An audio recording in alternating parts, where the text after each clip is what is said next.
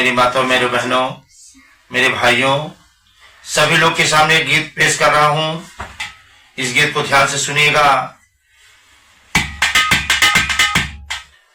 अरे अब ना जा हम गवनवा हमार पिया,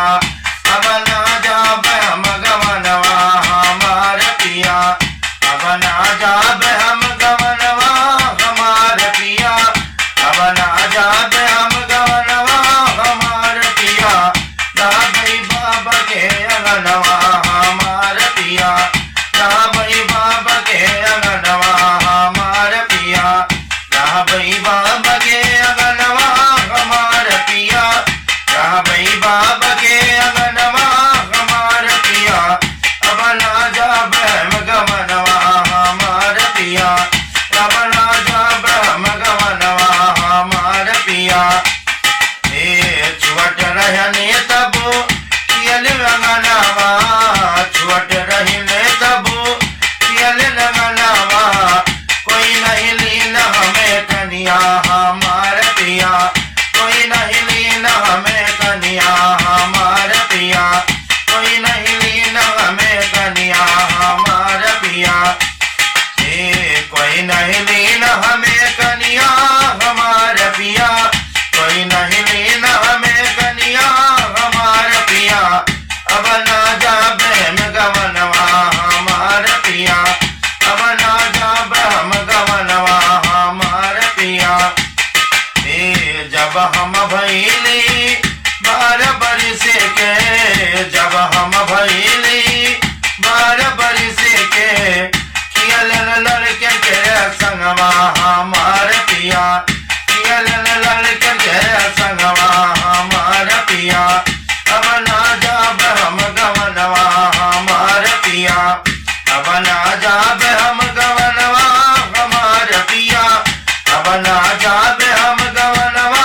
हमार पिया, राबई बाबा के अंगनवा हमार पिया, राबई बाबा के अंगनवा हमार पिया। जब हम भैली 18 बरिस के, जब हम भैली 18 बरिस के, लौडे मार कहीं नजरिया हमार पिया, लौडे मार कहीं नजरिया हमार पिया,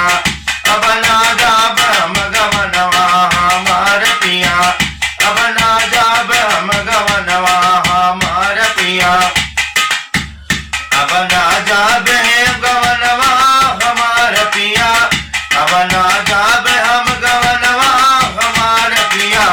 राबई बाबा के अंगनवा हमार पिया, राबई बाबा के अंगनवा हमार पिया, राबई बाबा के अंगनवा हमार पिया, अब ना जा हम गवनवा हमार पिया,